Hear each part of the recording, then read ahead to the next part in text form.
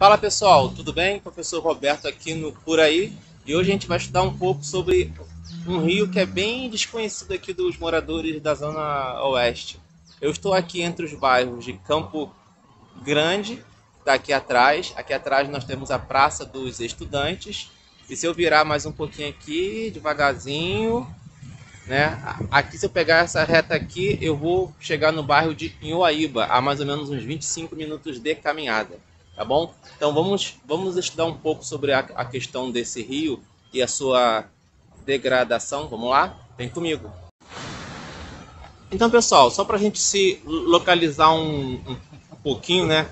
A parte a céu aberto desse rio, ele começa aqui, tá?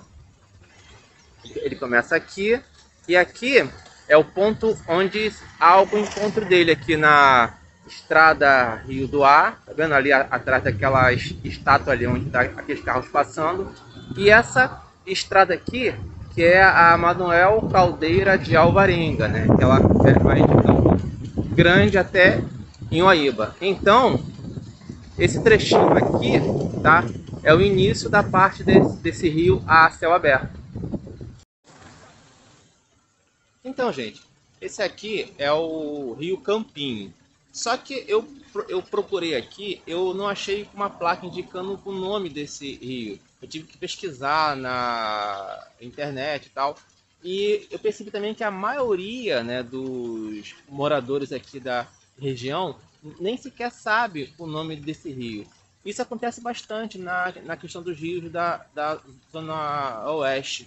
Esse rio aqui, ele, nessa parte aqui, a céu aberto, ele tem aproximadamente 739 metros. E toda a extensão dele, pegando também os bairros de Paciência, Inhoaíba, são bairros próximos aqui da Zona Oeste, ele tem aproximadamente 13,9 quilômetros. E o interessante também é que, dependendo do bairro que ele passa, ele tem vários nomes. Por exemplo, em Paciência, que ele é chamado de Rio dos Papagaios. Em Cosmos, ele é chamado de Rio das Rãs. Então, ele tem, por onde ele passa, ele tem a sua nomenclatura diferente, dependendo do bairro que ele passa. E esse Rio Campinho, ele deságua lá no Guandu Mirim.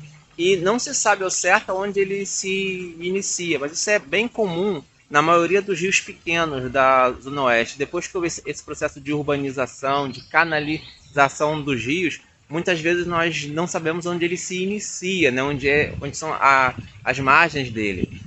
E que eu falei aqui na questão do processo de canalização, a gente pode ver aqui, né? Mas por que foi feito esse processo de canalização dos rios?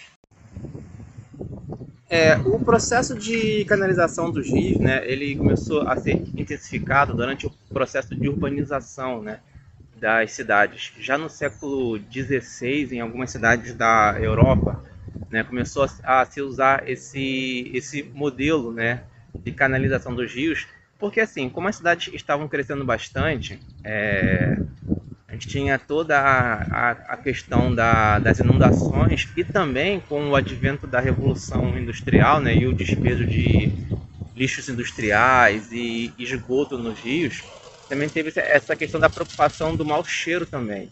Então, a canalização foi uma forma de tentar minimizar a questão das enchentes, né, e também a questão do mau cheiro, né, devido aos dejetos industriais e domésticos que eram despejados, né, nos rios.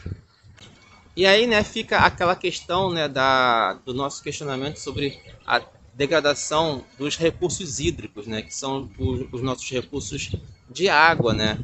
A gente vê a situação da maioria dos rios do Brasil, do Rio de Janeiro e aqui também da Zona Oeste. Aí fica aquele questionamento de como é importante nós preservarmos os nossos recursos hídricos, porque assim, a água é o nosso elemento mais importante, né? Sem água não existe vida. E o que vai acontecer se cada vez mais, né, nós tivermos uma quantidade cada vez maior de água poluída, né, dos rios poluídos? Então fica esse questionamento de por que nós tratamos tão mal o nosso recurso mais importante, é a vida, tá bom?